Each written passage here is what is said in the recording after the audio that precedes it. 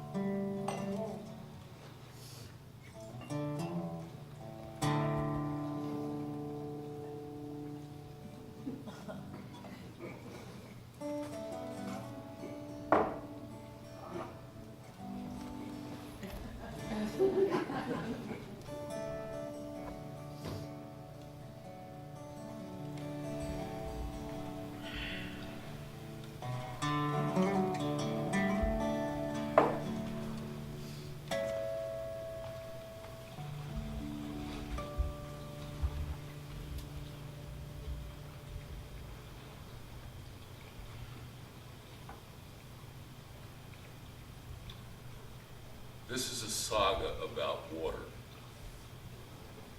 This is a tale about sharing. This is a yarn about legends and lies. This is a Christmas story about people, places, and fish.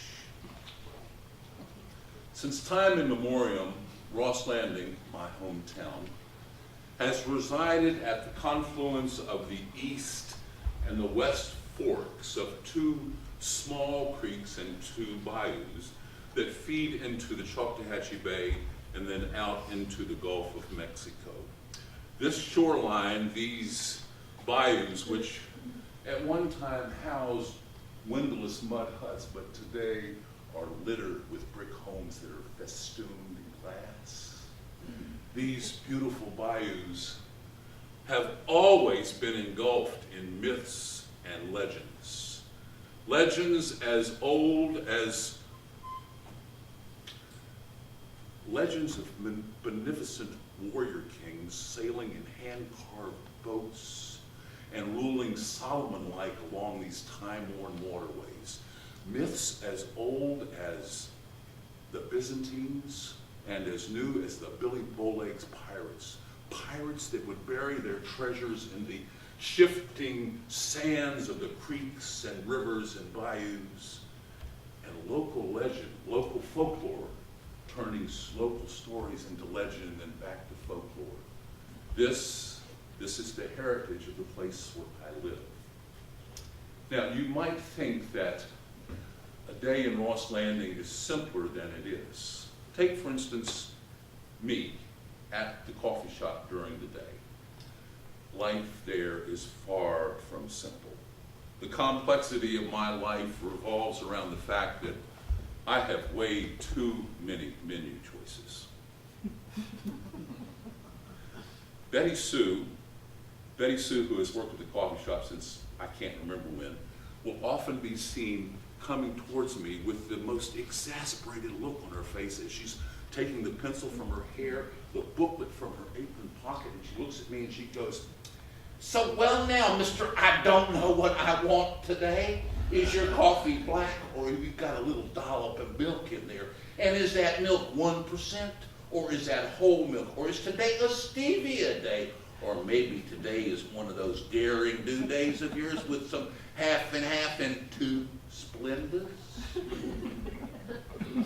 My daily dilemma, my daily decision that I wrestle with constantly is always amazed me to find out that my friends also suffer from the same dilemma. One Splenda or two. I'm a Himalo. A Himalo. I'm named after my great uncle, Axiel Himalo, very fine man. Very fine man that tripped on a stone and slipped and dropped the coffin of his good friend Slim Sunday. Now, Slim's not his real name. That's just what everybody called him. Nobody knows what his real name is. And the pallbearers that were with that, they also dropped the coffin of Slim's, and unfortunately, it fell right on my Uncle Axiel and crushed him to death. Mrs. Slim looked at the situation and she said, "Well, that's a grave mistake."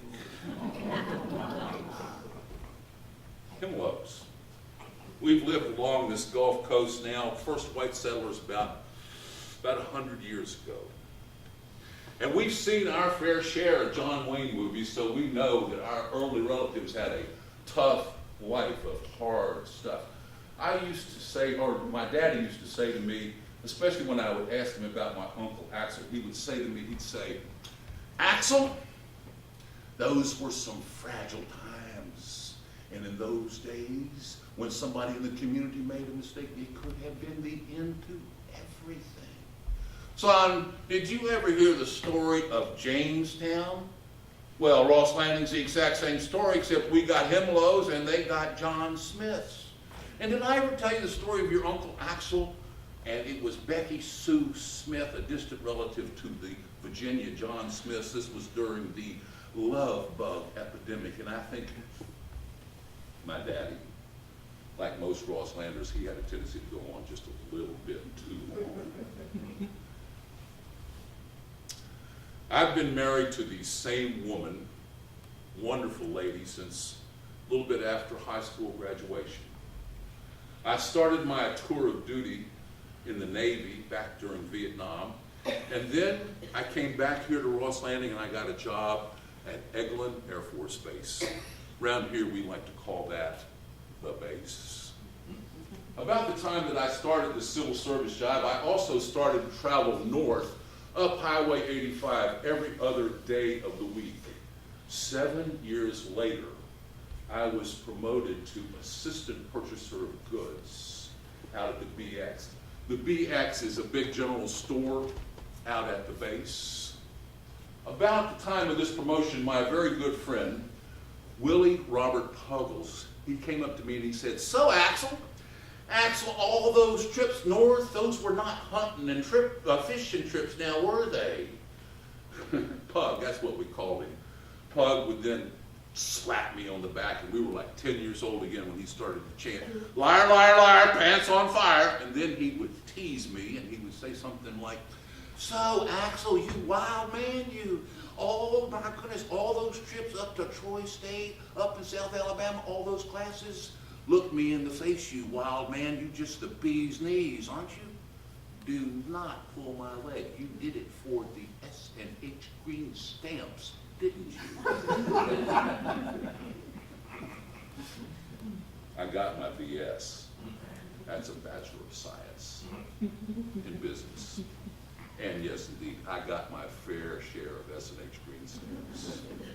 Gasoline money. I love school, always did. And of course, every other year or so, I'd get promoted from this job to this job to this job out on the base. And now I'm a retired head honcho of some sort living here in Ross Landing. Ross Landing. We're not country folk, nor are we city folk here in Ross Landing. We're sort of someplace in between, in that strange, almost, but not quite sophisticated, but not unsophisticated land of small southern towns that water somewhere between the wishes of Brigadoon and the fears of Metropolis. But what separates us? What separates us is we live on this pristine water that floats into the even more beautiful Choctawhatchee Bay and then flows mysteriously into the magnificent Gulf of Mexico. God, I love this place. I love it. I love the coffee shop, the scrub pines, the base, the rednecks, the retired folks, the fish heads. I love the John boats that the kids steal when they skip school. I love the fact that people are yakking and talking outside the Matador Club to make sure that nobody drives home drunk. I love the fact that this community supports a 97-year young old miss.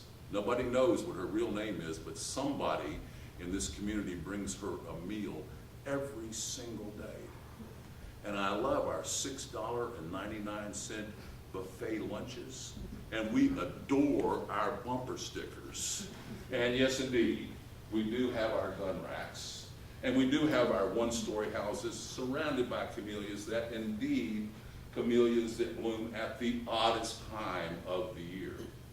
We also have the wonderful, gorgeous, pristine water of the Choctawhatchee Bay where the sunset just sparkles.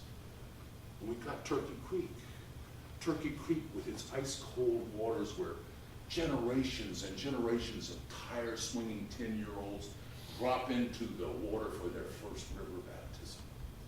We got the gnarly trees that the little girls like to climb on after Sunday school. We've also got the abandoned Air Force Base landing strips that we illegally turned into a drag racing track. And we've got all the people who went away to Vietnam. Oh, God knows how many other wars. It's Ross Landing. We're born here. We live here. We marry here. We raise our children here.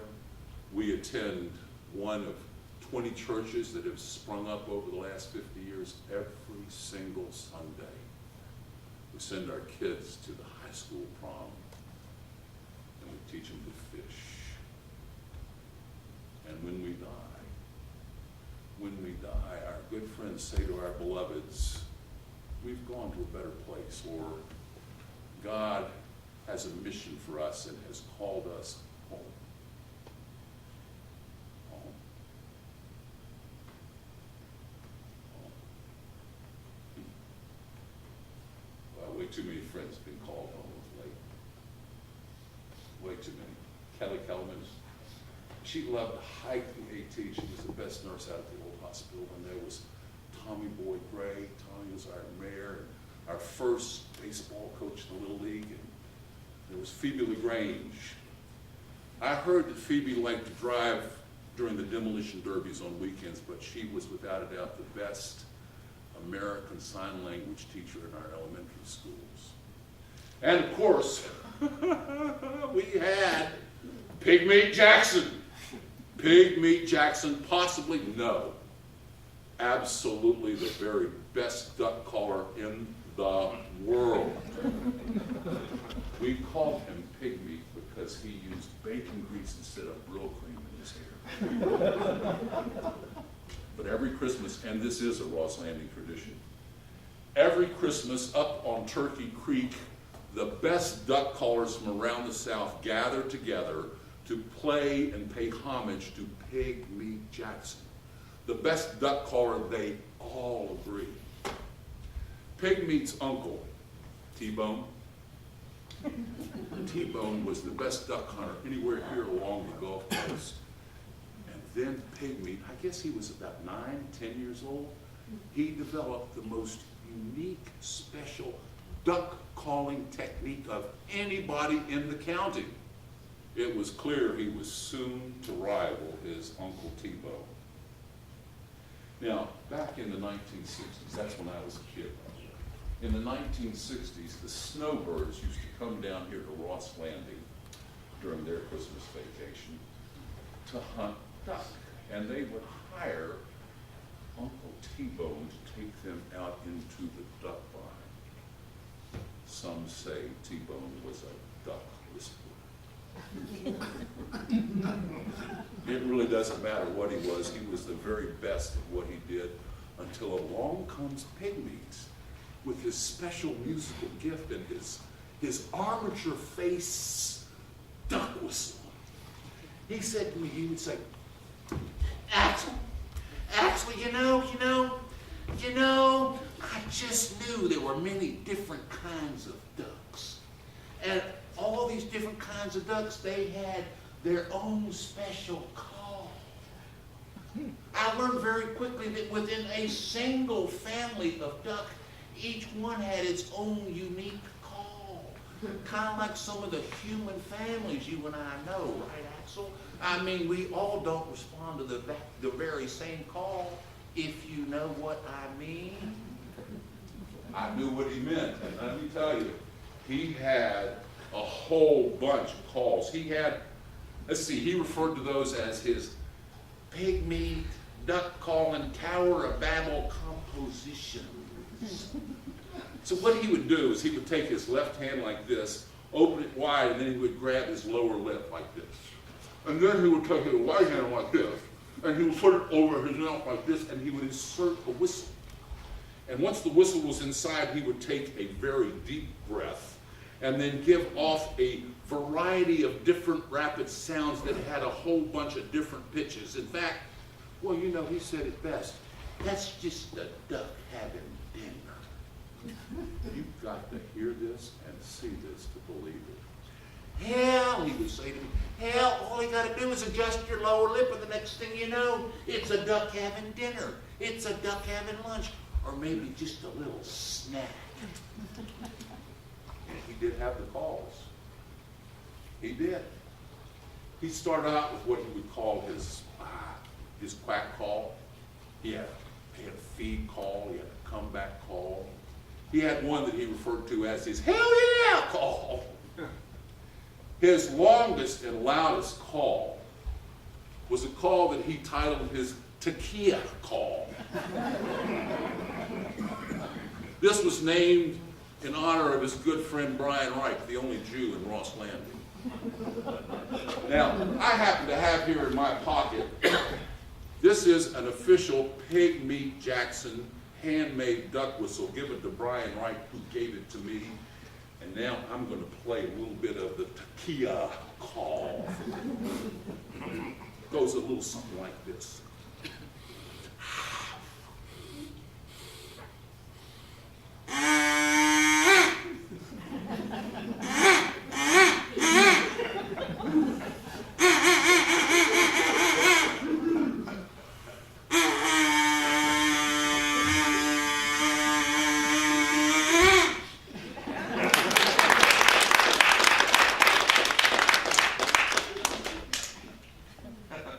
You know,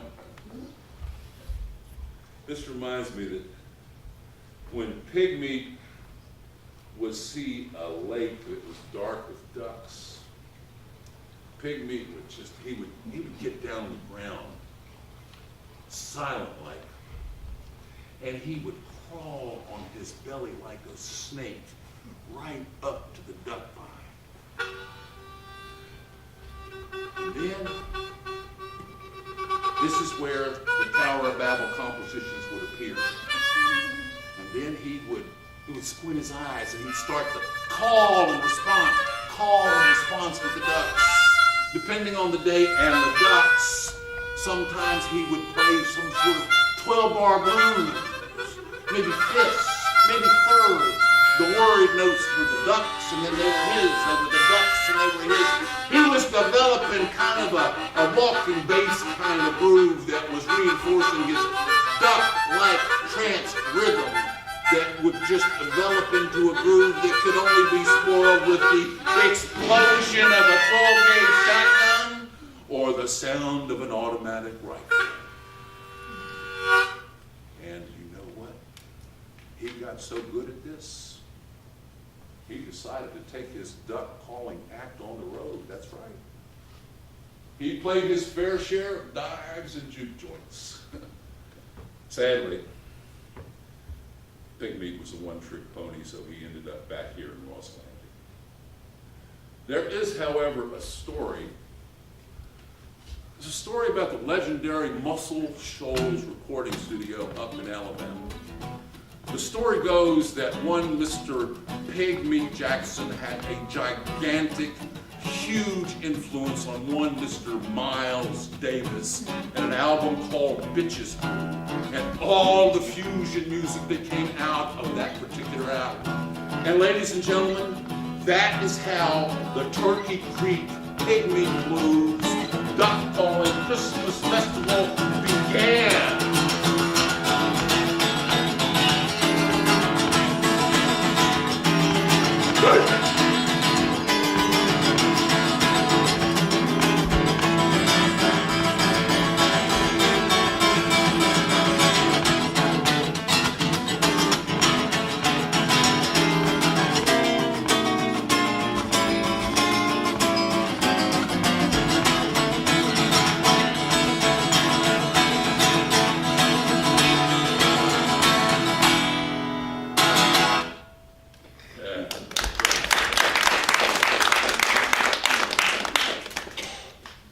As he was playing this, I was thinking a lot about traditions. Traditions always puzzle me, especially a lot of our Southern traditions and our Christmas traditions. I mean, why do parents put orange and apples in a stocking? What kid wants to get up with a bunch of fruit in his stocking? Unless, of course, it's an Apple Watch. And what is all this about stockings anyway? I mean, let's be honest, who needs a fireplace down here? This is Florida, for God's sakes. And have you ever tried that wet ambrosia salad that floats in mayonnaise with a little bit of apple? Somehow or another, it always makes it onto the Christmas table, right next to the string beans that are floating in cream of mushroom soup and topped with these grotesque, canned, fake, onion rings. Now, don't get me wrong. There's a lot of good food down here, especially during the holiday seasons. You know what I like? Pecan pie. Pecan anything. Pecan. And that's spelled P-E-E-K-A-N. And I'm not talking any of that pecan Yankee crap. I'm talking cinnamon, sugar, and pecans just wrapped up together. I could munch on those the whole holiday season. You know what else I love at Christmas? Christmas poinsettias. And what are those things called? Are those flowers or are those leaves? You know, my granddaddy used to say, the poinsettia gets a really bad rap for being poisonous. Pshaw, he'd say. And then he would sort of laugh and say, well, they are to dogs and cats. Most boys and girls, not all, but most boys and girls, they just get a little bit of a distressed stomach when they eat a whole poinsettia. And then, of course, he would illustrate with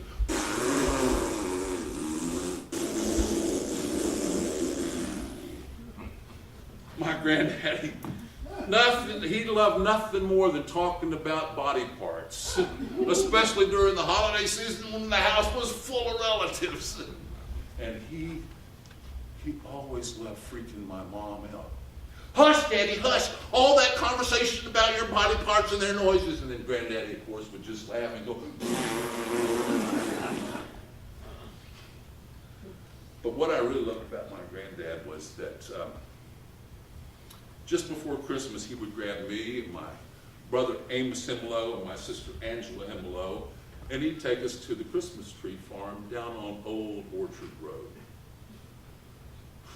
Nothing made us happier than running around and picking out a Christmas tree for Granddaddy to cut down.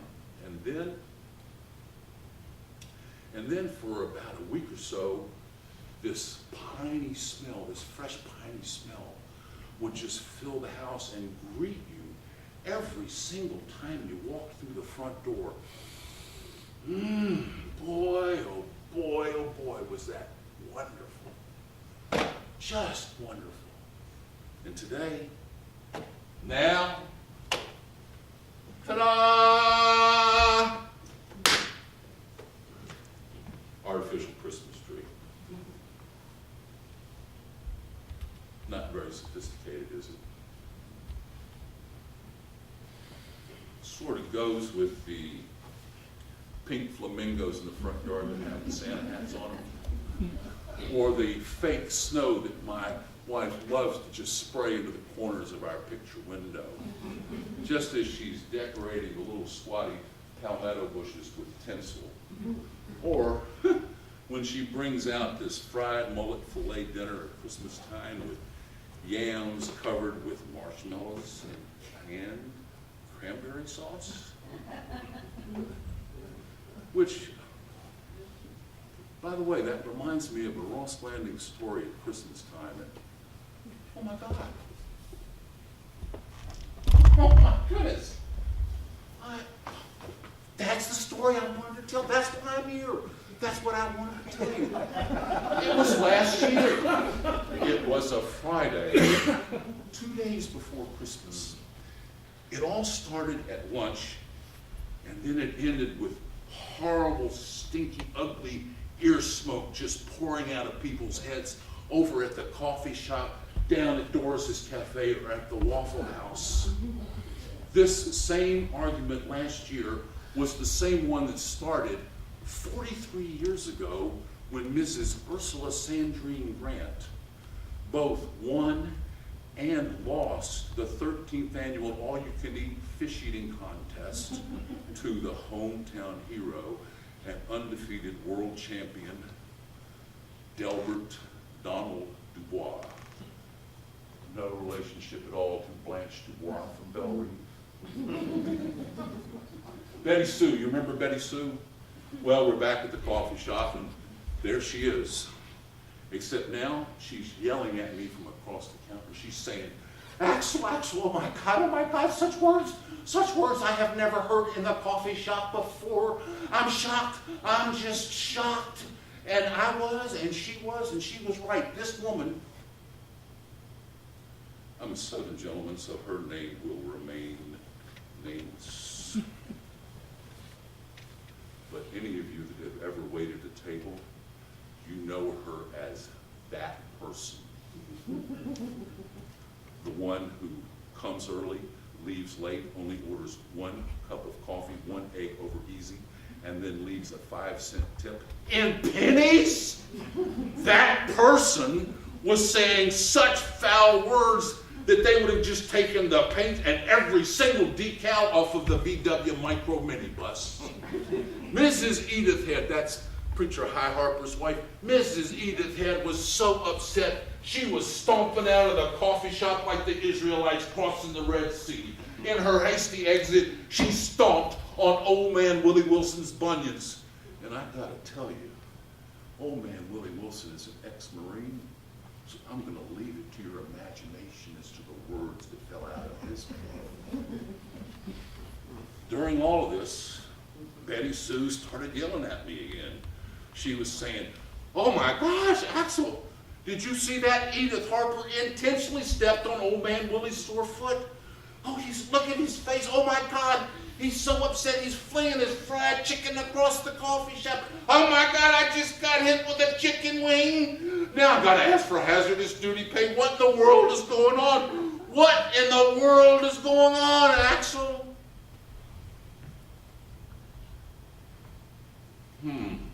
That's all I said. But I was watching old man Willie Wilson's yowls stir up everybody in the coffee shop. And before you know it, he had them singing out such awful insults. I felt like we were in the middle of a popcorn machine popping off personal insults faster than a speeding bullet. And all of this was being directed at the TV and the local news. When all of a sudden, Axiel, it was Betty Sue again. This time she was hanging up the phone.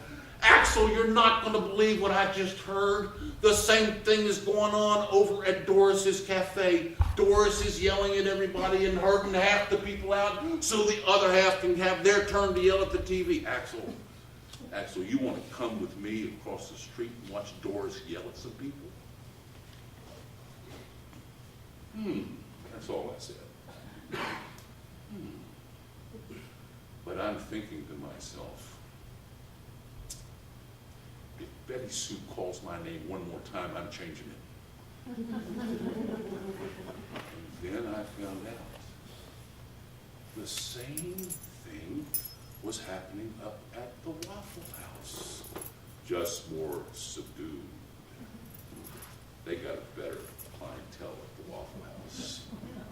They got no TV. So I'm figuring they get their news on their cell phones, their Fitbits, or maybe their Apple Watch. It really doesn't matter, though, how they get their news. What matters is, well, everybody was pretty upset. The TV was stirring up an awful lot of old memories about an event that most people in Ross Landing would prefer to forget, especially around Christmas time. And if you think that this historical recounting of frayed tempers and ugly arguments has anything at all to do with sexual exploits, present-day political intrigue, or any of the religions that we practice here, take a deep breath and a big step backwards. Topics that heavy are usually discussed in the privacy of our bedroom, at a back porch caucus, or in our church classrooms. No, sir. A conversation that important is never about something as mundane as sex, politics, or religion. This conversation is about the core of who we are and our Christmas cheer. This conversation is about traditions and values. This conversation defines us. This conversation is all about the most sensitive of issues. This conversation is about lies, the heritage of lies that beget false legends. This conversation is about fish. And most of us agree to not disagree about our tempers or our arguments. I mean, we like being neighbors to each other. We like being friends. And in our churches and schools, the aisles that separate us, well, they're just wider than usual. And in a passionate, close-knit community like ours, wide aisles can be a blessing.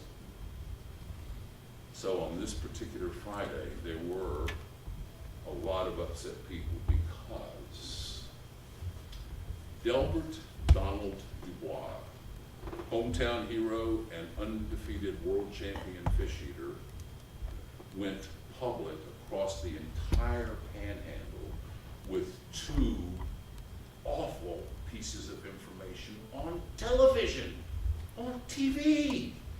The news was running a special interview program where they were interviewing legends from in and around this part of the state, and Dilbert had been picked to represent Ross Landing.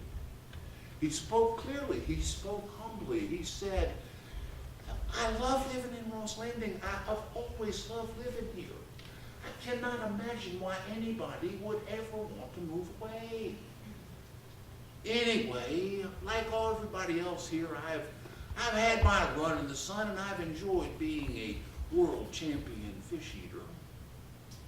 But I've been diagnosed with an awful disease, and I cannot go into that good night without clearing my conscience. The fact that he spoke publicly about something that most of us already knew was true but had chosen to ignore, that hurt us. He stirred up a lot of old memories that we had all hoped had been forgotten. Suddenly our churches and school aisles, they just weren't wide enough. 43-year-old woman, 43 years. 43 years. Mrs. Ursula Sandrine Grant, a tall, willowy, attractive lady from some exotic place far, far away, visited Ross Landing and entered our all-you-can-eat fish contest. The fish contest had never had a non-resident enter before. And yes, I know it was 1975, but believe it or not one single Ross Landing lady had ever deigned enter the contest. Ever. Besides, who goes to an August fish fry in a sundress with hose on, with hair perfectly coiffed, with jewelry that sparkles, and with fingers and toes flawlessly manicured? I mean, the fact that she was beautiful, that was the shockingest thing of all. And when Mrs. Grant spoke, when she announced her name and her number in her whiskey and cigarette voice that harkened back to Lauren Bacall, the curious and the inquisitive suddenly exploded out of their fried food slumber and just came down to see what was going on. Truth is, folks were both startled and thrilled by Mrs. Grant. She added a special zing to that hot August afternoon at the festival. A zing. A zing.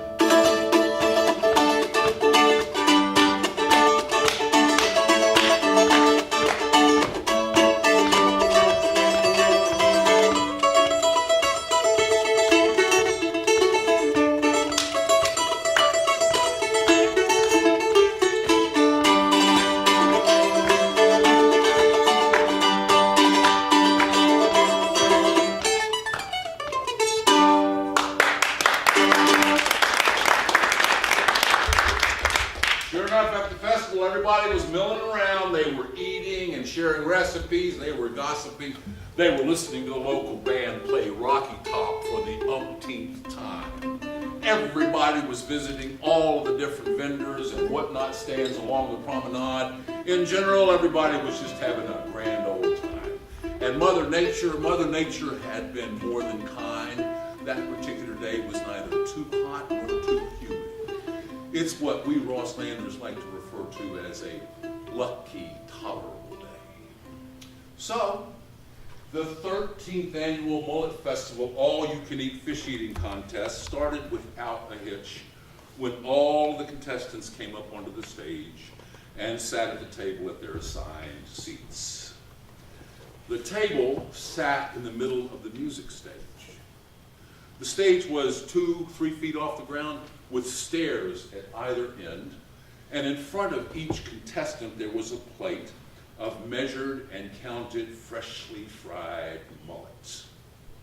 Now, behind this stage, I don't know, 6-10 feet, there were a row of grills that had already started frying up more mullet.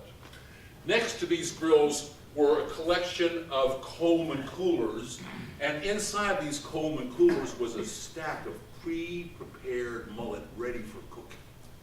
Now, in this 6 to 10 feet area, we like to call this no man's land. Here stood 6 volunteers, and their function was to work as both a runner and a server.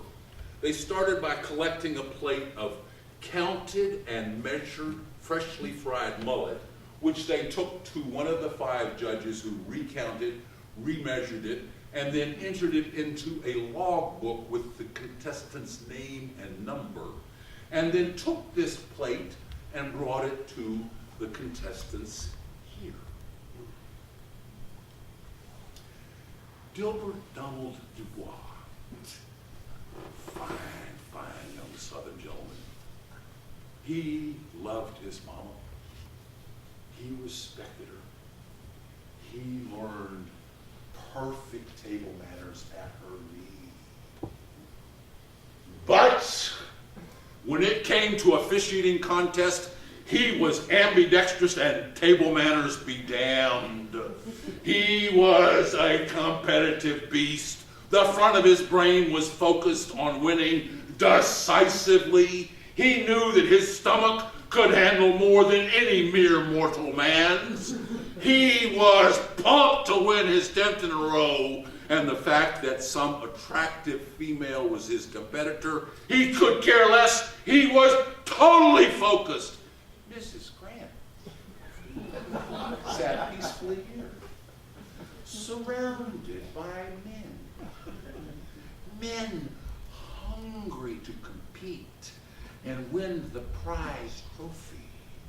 A trophy that stood 5 feet tall. A brass mullet. That we Rosslanders like to refer to as the Academy Award of Fish Eating. Mrs. Grant sat at the table. She took off her gloves, folded them, placed them nice and neatly, looked at her plate of mullet, and then she waited for a signal to begin. The mayor of Ross Landing stepped up and he said, "Let the eating begin." And the men attacked the plates like wild brutes they were expected to be. They were just performing unbelievable acts.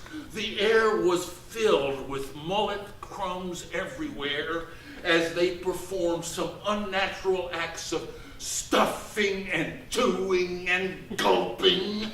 Mrs. Grant sat peacefully, daintily eating with her right hand and holding in her left hand her paper towel napkin. Her pace was the pace of a hot summer day, slow and easy.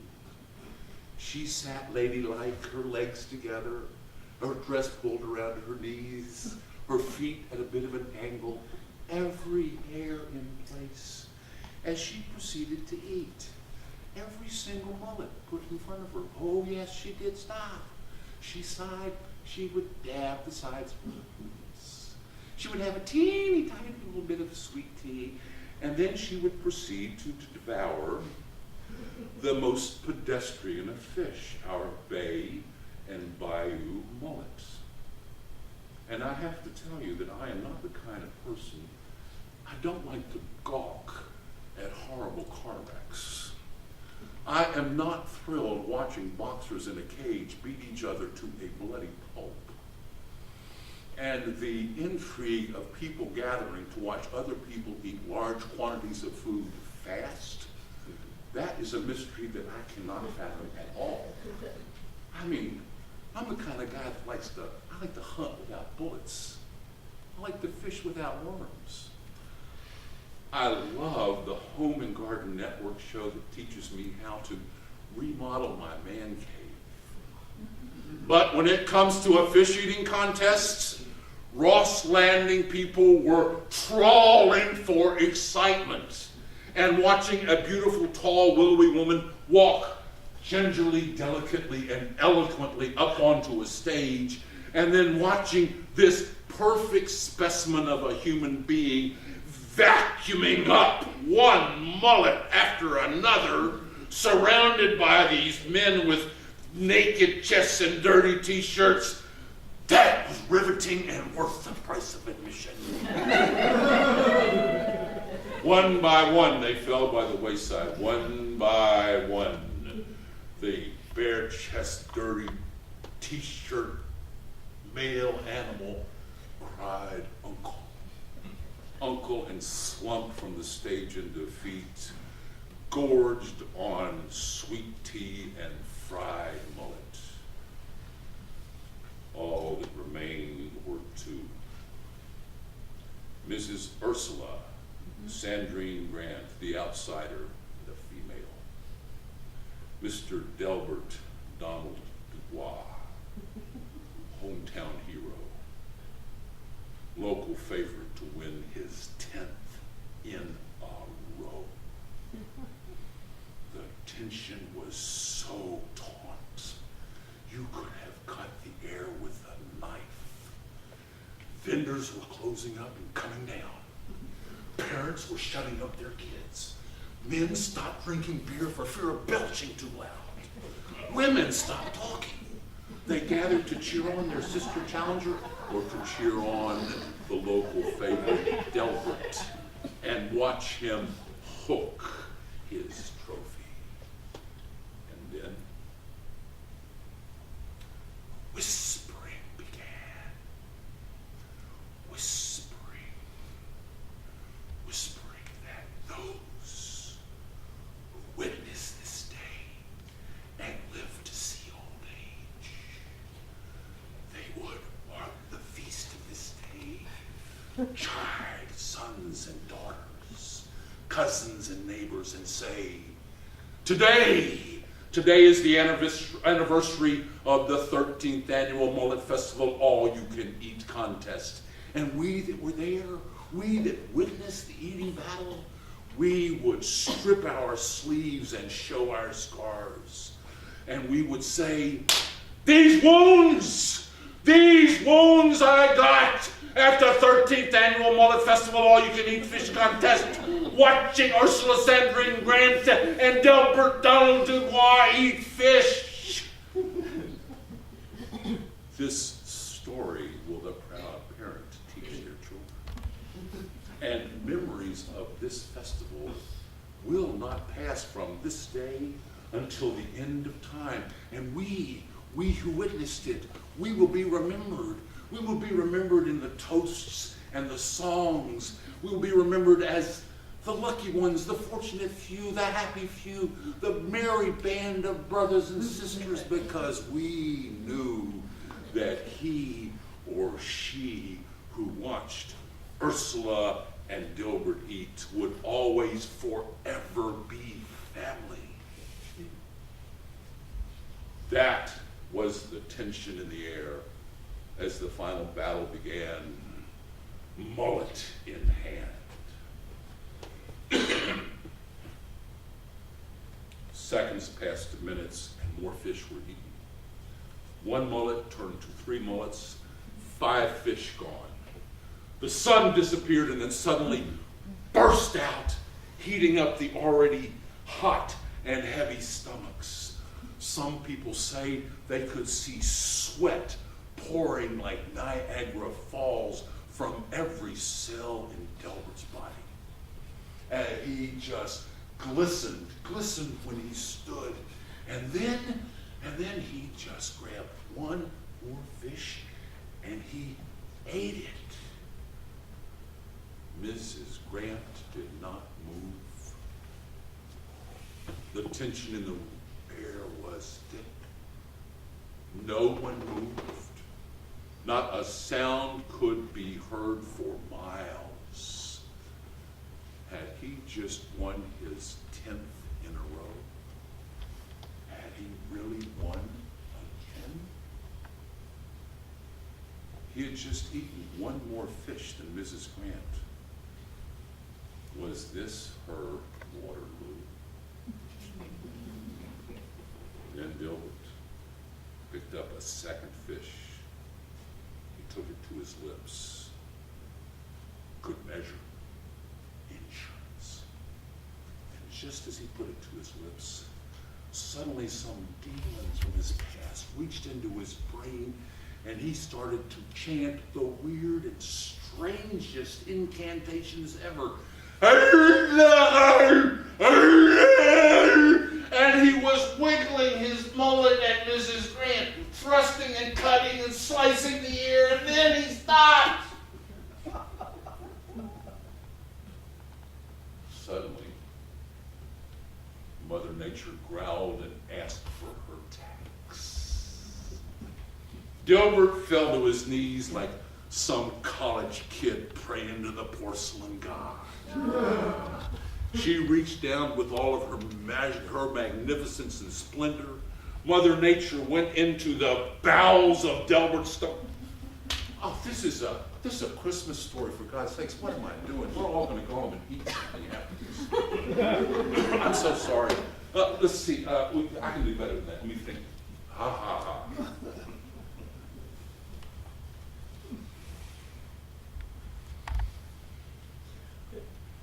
Let's just call this Delbert's Linda Blair exorcist moment. It really doesn't matter what we call it. Delbert had already eaten one more fish than Mrs. Grant. He was finished, and he was sure that she was too. Somehow or another, he found the power to stand up again.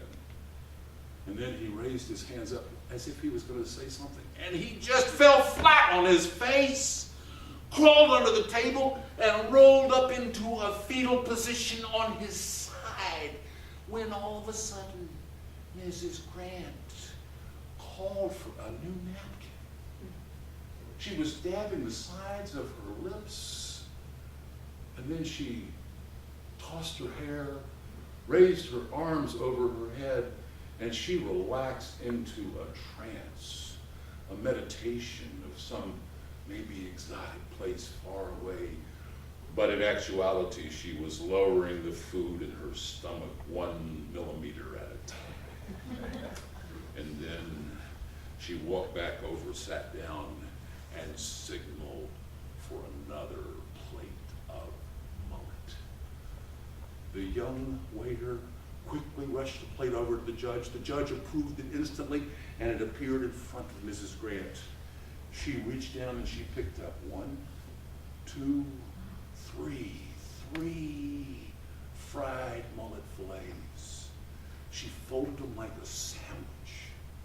Then she raised them high in the air as if making an offering to us, and then with vim, vigor, and vitality, she ate them in 5 crisp, clear, clean, well masticated bites. The earth stopped spinning as we took a deep breath and she swallowed. What a magnificent feat. But wait. Clearly this wasn't over. All eyes were on Mrs. Grant as she rose again, threw out her hair, raised her hand to her mouth. Was this her exorcist moment? Not a sound, not a groan, not one signal of illness. And then suddenly she threw up her arms and opened them wide to the world in anticipation of her great victory. She got her gloves, she put them on, and then like an angel, she floated off the stage to congratulations and hurrahs. And then the Wicked Witch of the West, William Henry Jubilee, the head judge of the mullet contest, rose ceremoniously to his feet.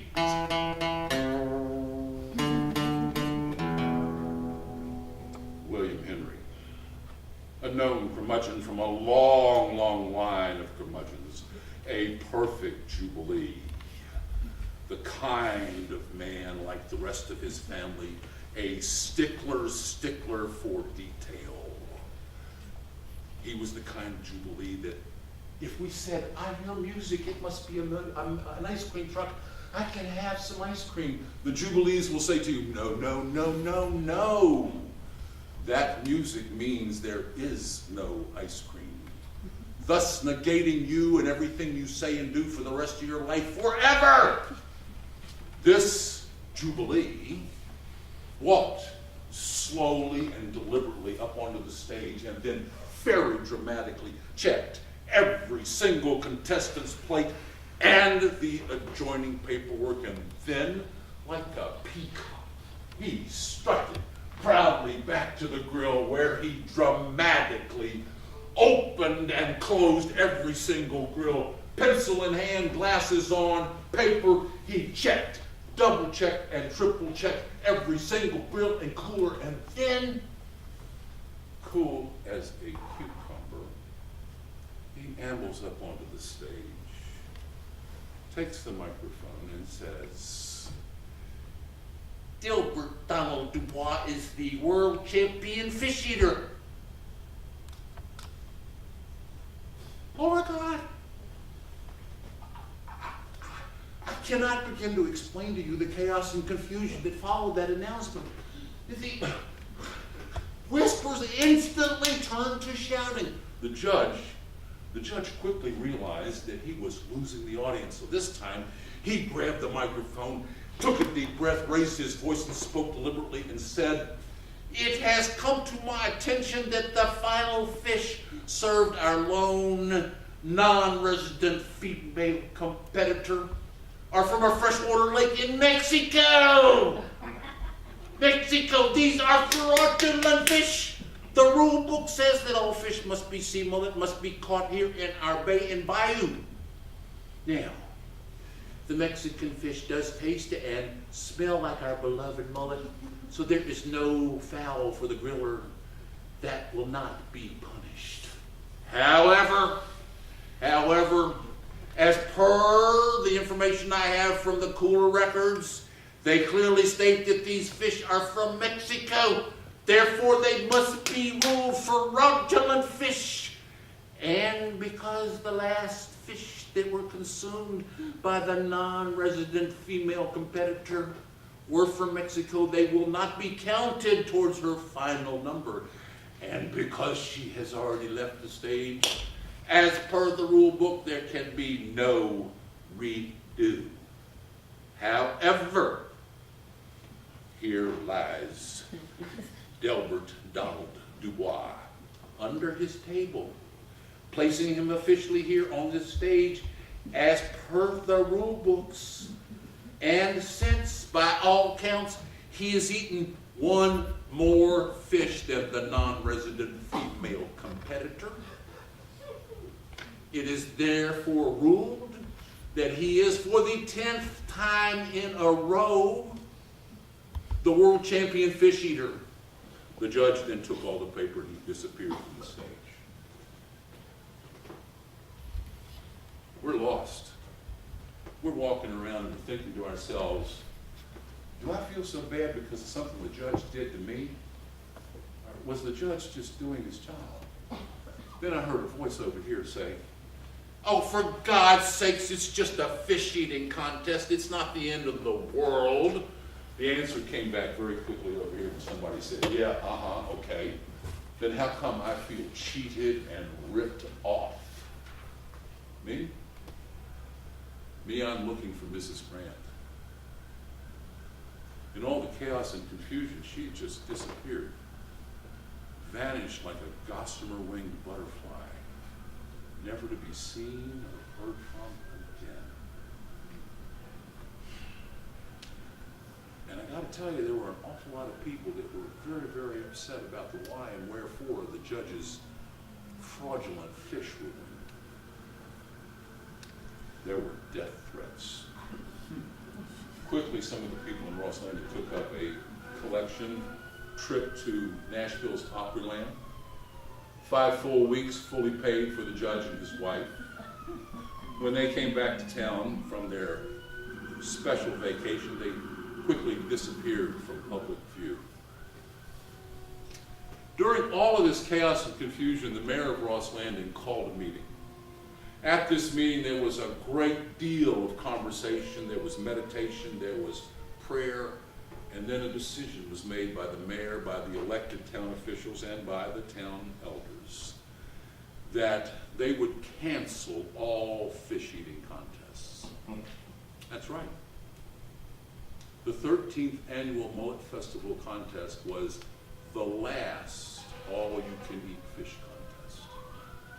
And after a period of time, we settled down a little bit. There was some semblance of order that was brought to Ross Landing.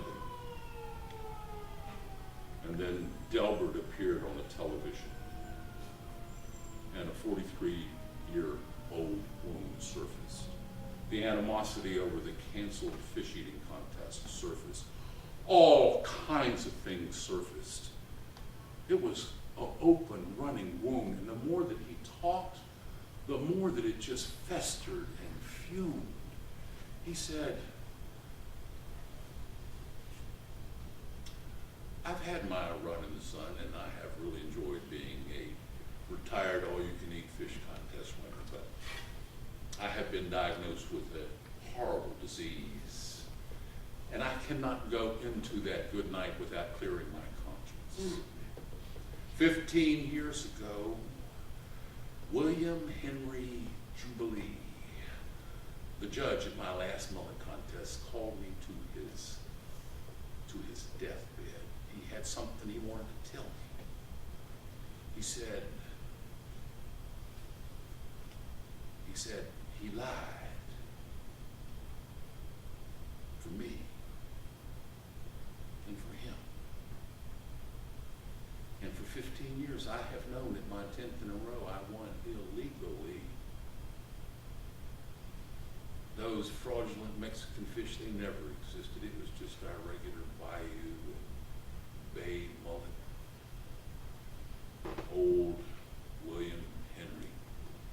He just could not tolerate the fact that a little woman, especially an out-of-towner, would even enter the contest.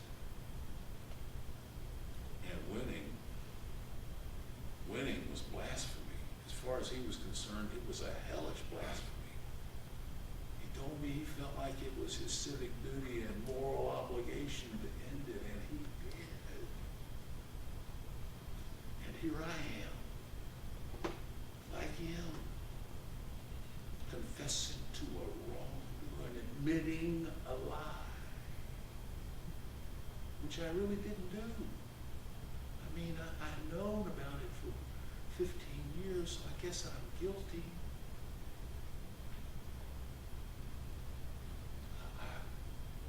I don't want to die like this. I don't want history to remember me as a liar. So I'm asking for forgiveness from all you Ross Landing folks out there in PB land. And if any of you ever knows where Mrs. Grant is, will you let me know? I've got something I need to say to her.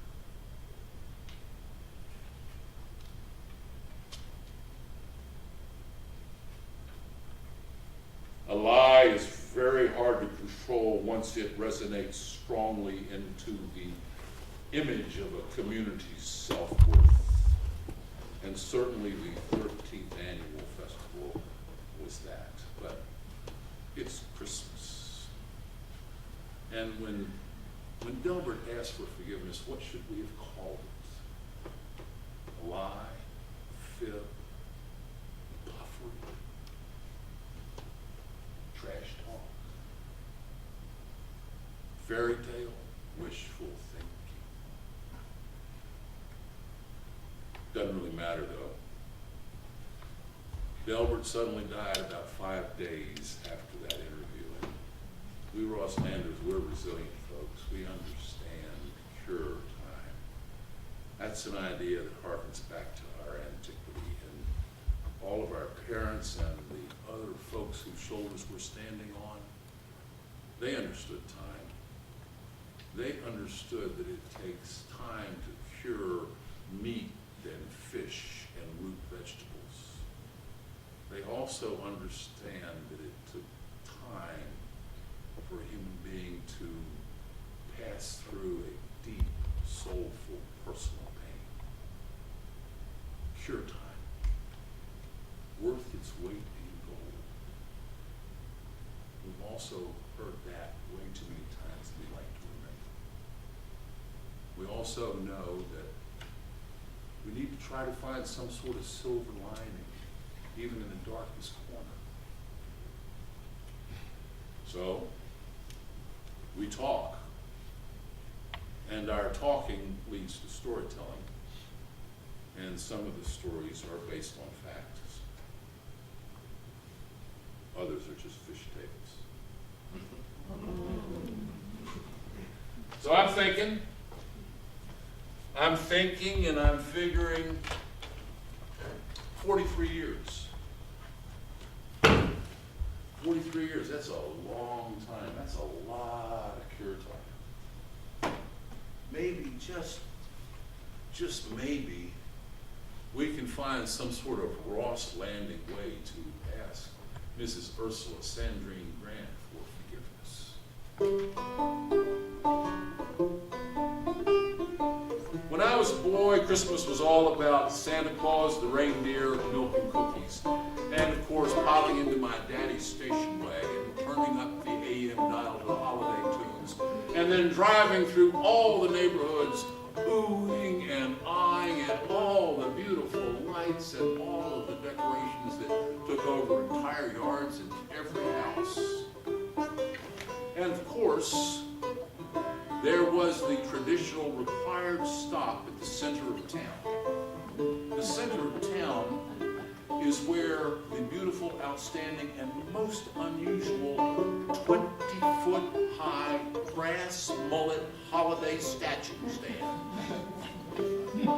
And this statue is bedecked and bedazzled in the most amazing outfits you will ever see on a brass mullet. In fact, some say that those outfits are just outrageous. And somebody explained to me one time that, well, outrageous is only in the eye of the beholder. And, well, since we all know that us Himalos, we are fashion forward, we are trendsetters, and we're always known as the very best dressed in anywhere in Los Angeles. And we have our pièce de résistance. I love this thing. Yeah. Yeah. Oh, this is great. Yeah. Awesome PJs, huh? Awesome. So, Christmas Eve was about double checking the cookies and the milk for Santa, and then the grandest of the grand traditions happened. My granddaddy's bedtime story. That story was always different. It was always epic. And it always put a smile on our faces as we fell asleep dreaming about tomorrow and just ripping into the day.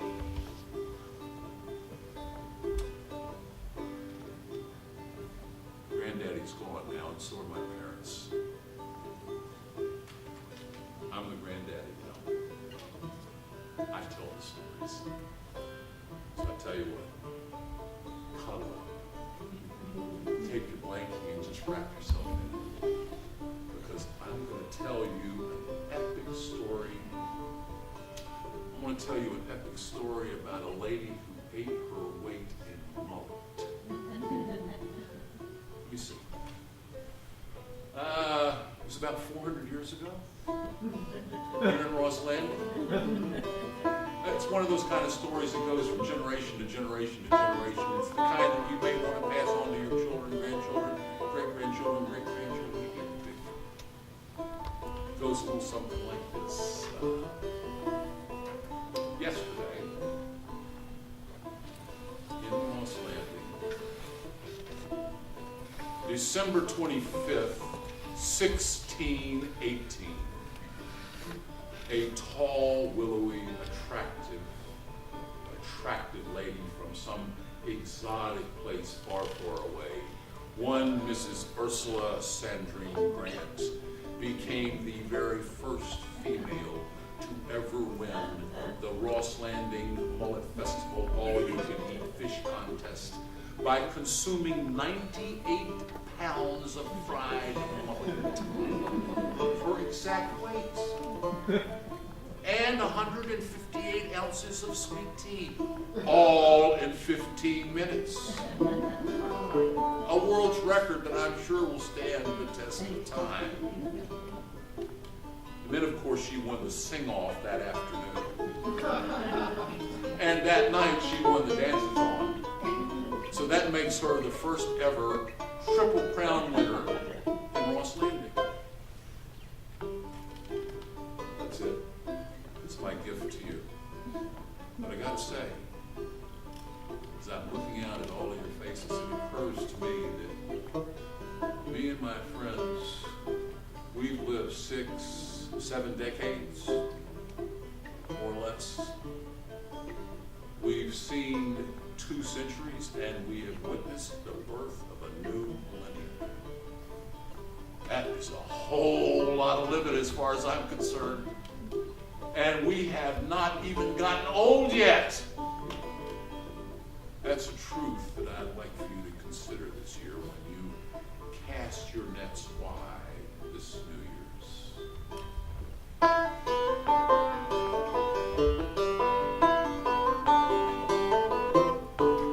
We're not city folk, we're not country folk, somewhere in between. Local law turns into legend, back into law once again. I love my coffee shop and my high school sweetheart. There's rednecks, soldiers in a line. Kids cut school to finish the day away, feel that warm sunshine. Choctaw Bay to the Gulf of Mexico, shorelines, inlands, tales of long ago. It takes me back to that place I know, Rossland and FLA, Rossland and FLA.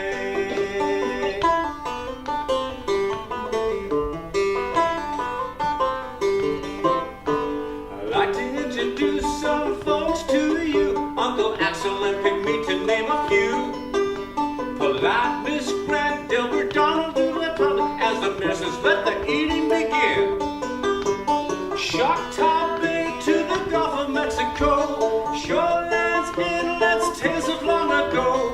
It takes me back to that place I know, Rossland and FLA, Rossland and FLA.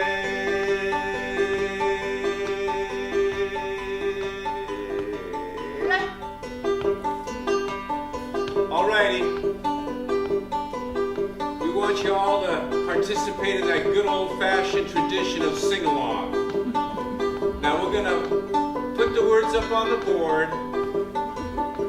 and I'm gonna slow down the tempo just a little bit and count you in. You got it? Yeah. All right. Here we go. 1, 2, 1, 2, 3, 4. We're not city folk, we're not country folk, somewhere in between. Local